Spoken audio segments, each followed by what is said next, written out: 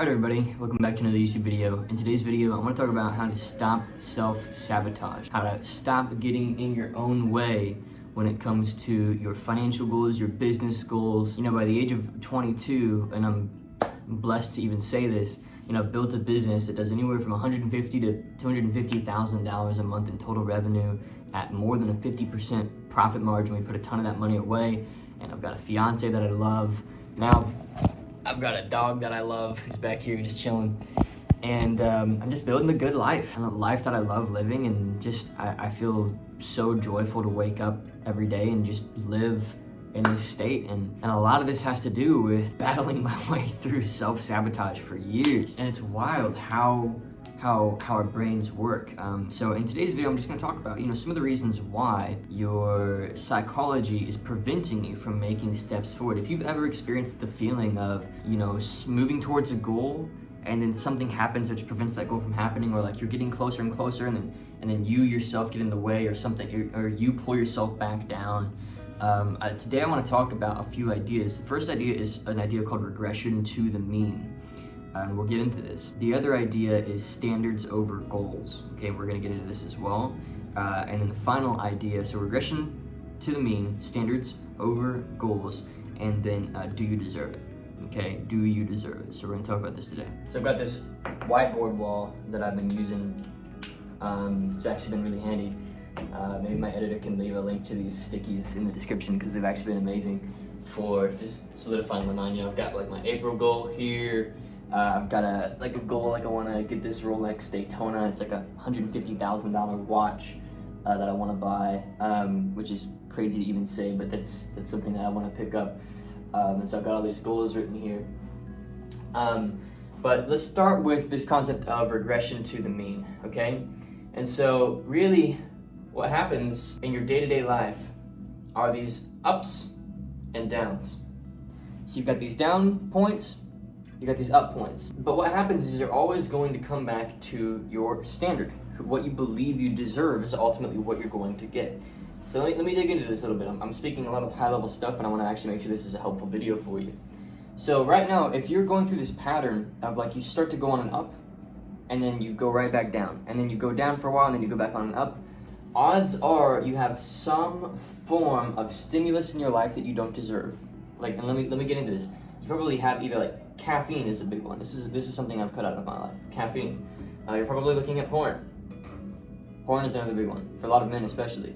You probably have a lot of drama in your life and emotional swings in your life, okay?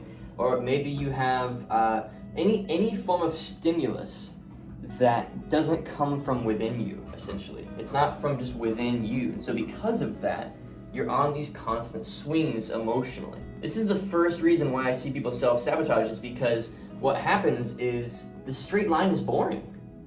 It's just boring. It's not fun. The straight line growth is not fun.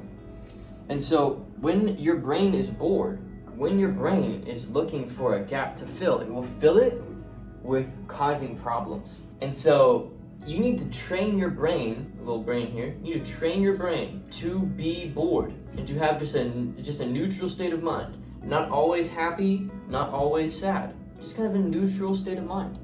It needs to learn how to have a neutral state of mind, otherwise these will continue to happen. And so a few good book recommendations on this neutral state of mind concept is a book called The Power of Now. It's a very spiritual book. You know, I'm a Christian, and so he says some things in there about like religion and spirituality that I don't agree with. But he does have a really good concept, which is learning to observe your thoughts versus actually being your thoughts. You observe your thoughts versus being your thoughts. When you can observe your thoughts, what starts to happen is you can choose the state of mind you're going to wake up with every day. And your brain stops creating stimulus for the sake of activity. You know, our brains, they need activity. They need something to feed off of, unless we train them otherwise. So if you can step away from your mind and just start to say, oh, you know what? Sorry, it's boring right now, but this is the direction we're going anyway. Like, I don't care if you're bored. It doesn't matter to me that you need something right now. And your brain will learn. You can train it like a dog. Like, this is my dog right here. And what have I been doing with this dog? He's chewing on my chair, but whenever he pees inside, I give him a little bop on the nose and say, hey, no. And whenever he, whenever he pees inside, I give him a little hey no. Whenever he pees outside, I give him a little treat and I say good job. Negative and positive stimulus. Whenever your brain does what you want it to do, give it positive stimulus. Reward yourself. Whenever your brain does what you don't want it to do, give it negative stimulus. You need to learn to train yourself. So hopefully this concept makes sense. When your brain is neurotic and it needs noise all the time, you will end up having these highs and lows because your brain needs something to do. This is the concept of regression to the mean. You will always come back to the average of the state of mind that you naturally wake up in. Okay, and this is just something to really think about. Like, you want to create an environment where you have the least likelihood possible of your brain, and I wish I had like a rag or something, but that works. It's actually like completely clean. So your brain will always create an environment around you, get the results in your life that equate to the state of mind that you choose. Okay, so this is regression to the mean. You'll have these highs, and sabotage, because to be honest, the up is boring. Like, that's what it is. You're not enjoying the process of going up, so your brain creates noise and it messes things up and sabotages the growth. So what's the next point? Next point is this concept of standards versus goals. You won't always achieve your goals, but you will always reach your standards, is one way I've heard it said. Your standard is essentially who you believe you are. And so a lot of the time self-sabotage, another reason why self-sabotage happens, because the first reason is, the regression to the mean concept. It's our brains just kind of create noise just because they're bored. The other reason why we'll self-sabotage is because we don't actually believe that we deserve what we're after on some level. And so because we don't believe that we deserve it, we essentially mess up our chances of even getting it. So you might have been in a friendship or a relationship at some point, or started to see success in your business, or maybe you even started to see progress in the gym or whatever, and then because you don't think that you deserve it, it's not even always a negative thing. It's not always like, oh no, I can't do this isn't me. It's not even a conscious thing.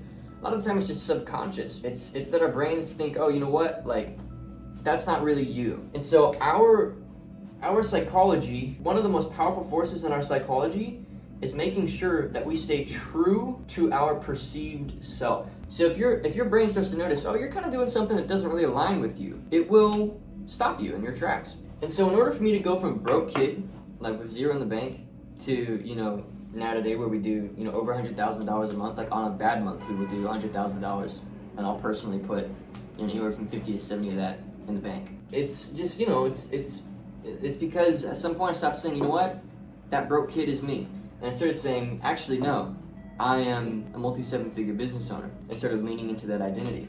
And I started to think about it often. And what's interesting about, propaganda, not to get political, but the Ukraine versus Russia thing right now, if you go onto Facebook or Reddit or wherever, and you just dig into the right communities, there's propaganda for the Russian side and there's propaganda for the Ukrainian side, right? It's just war. That's how war works. And what happens is, governments know that whatever you repeat to the population, they will slowly just start to believe. And it's pretty crazy how this is just a simple hack. You can just tell yourself, yeah, I'm gonna do $1 million a year. And if you just say it for long enough, it just kind of becomes true. And I know that sounds a little too good to be true, but it's legitimately how I changed my life. So I made it a standard to make the amount of money that I want to make versus it being a goal that I have in my head, right? I said, this is me versus this is something I want. Because when you say this is something I want, you create this separation between yourself and it. You put your goal on this pedestal, right? Versus being $1 million in the bank, that kind of just makes sense. I'm just kind of that person. It's not even necessarily something that surprises me. It's just, that makes a lot of sense. And so it just changes the way you think a little bit there, right? Sorry, my dog just peed on the floor, so I kind of lost my train of thought a little bit. But hopefully this concept makes sense. Whatever you believe is true about yourself, you will then go make it true. So you don't become what you think you, you don't get what you want, you get what you are. Whatever you believe is true about yourself, you act that out and then you become that. And so you can influence what you believe is true about yourself by just focusing on a thought for a long enough time. And so a lot of the time, self-sabotage comes because we focused on a thought that hasn't served us for a long time. So that's standard versus goals.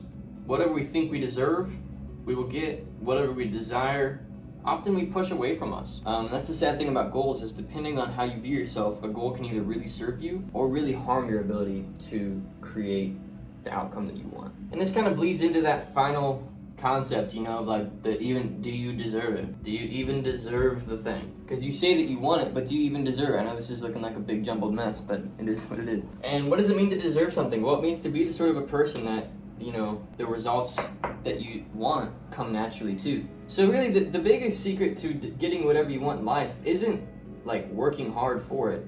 It's just working on yourself enough that the things that you want then come naturally to you. So do you deserve it is essentially the question of, well, like, what sort of a person are you? And it doesn't necessarily mean that like the higher moral character you have, the more money you'll make or anything like that. I'm not making that claim.